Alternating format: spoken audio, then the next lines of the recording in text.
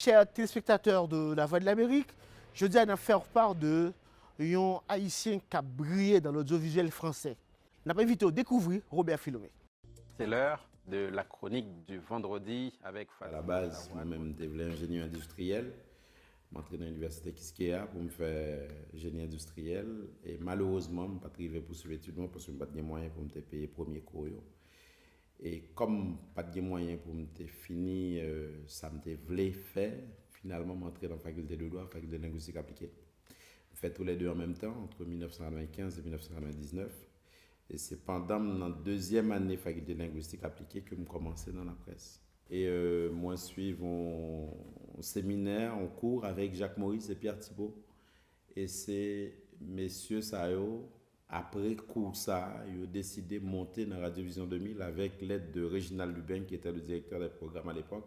Ils ont décidé de monter une émission culturelle, qui était les pluricultures, qui existait d'ailleurs jusqu'à Kounia. Et moi-même, c'est un premier animateur pluriculture et c'est la première fois que j'ai commencé le travail dans la presse. Donc, j'ai commencé comme chroniqueur culturel dans cette émission-là. J'ai commencé RFI autour de juillet 2002, donc 6-7 mois après me faire arriver en France, par un certain hasard, que me racontait d'ailleurs dans le livre qui est L'Exil au crépuscule.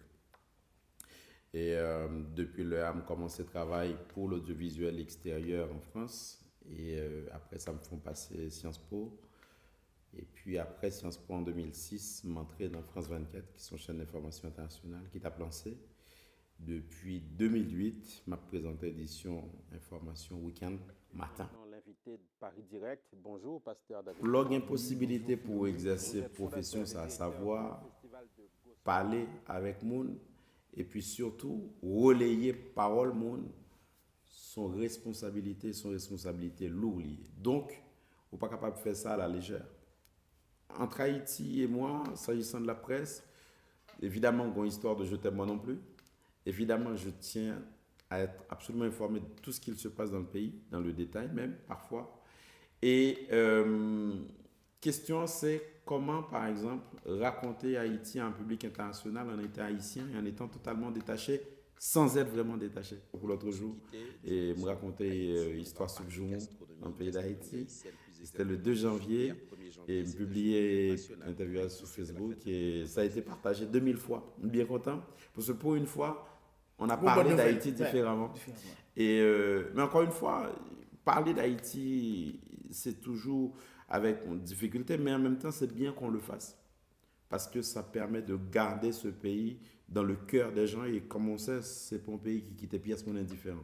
Donc Haïti reste une espérance, Haïti reste un projet. Et du coup, peut-être le dernier mot, entre guillemets, ça serait que tout le monde qui est capable et tout le monde qui voulait, c'est que contribuer à faire de l'espérance, ça, de projet, ça, en réalité.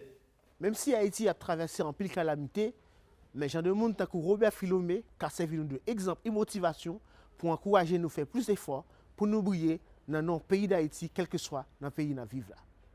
Edouard Franklin James, depuis la ville Lumière pour La Voix de l'Amérique.